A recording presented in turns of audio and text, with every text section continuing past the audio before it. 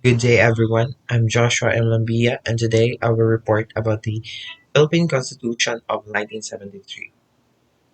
The 1973 Philippine Constitution marked a significant moment in the country's history, reflecting the political and social landscape of the time. Crafted during the Marcos regime, aimed to establish a strong centralized government.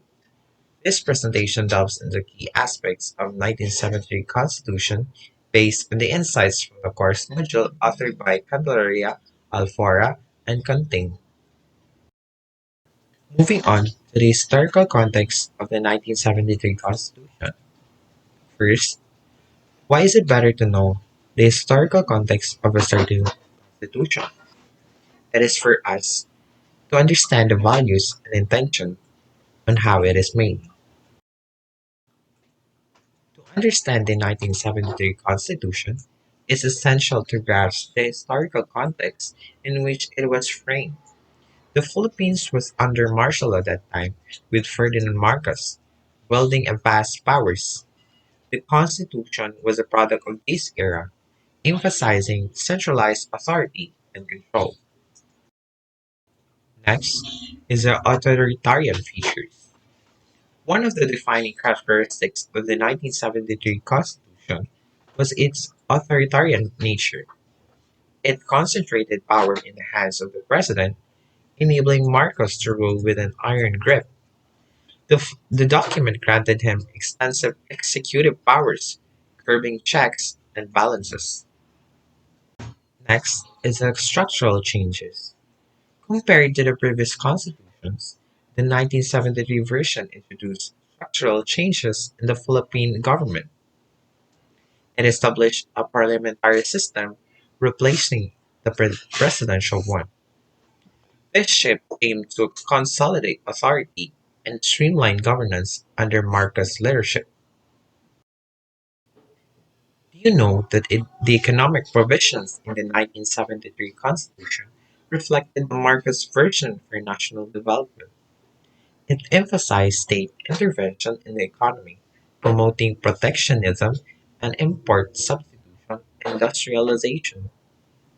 This provision aimed to stimulate economic growth and reduce dependence on foreign entities. While talking about human rights and civil liberties, the 1973 Constitution leads to the potential abuses during martial law. Civil liberties such as freedom of speech and press were restricted. Human rights violations like arbitrary arrests and detentions targeted activists and critics. This period highlighted the risks of the concentrated power and emphasized the importance of protecting civil liberties and human rights in a democratic society. Lastly is the legacy and revisions of the 1973 Constitution. The legacy of the 1973 Constitution is complex. While it facilitated Marcos' authoritarian rule, it also laid the groundwork for subsequent constitutional reforms. In 1987, after Marcos' ousting, the Philippines adopted a new constitution, undoing many of the authoritarian features of its predecessor.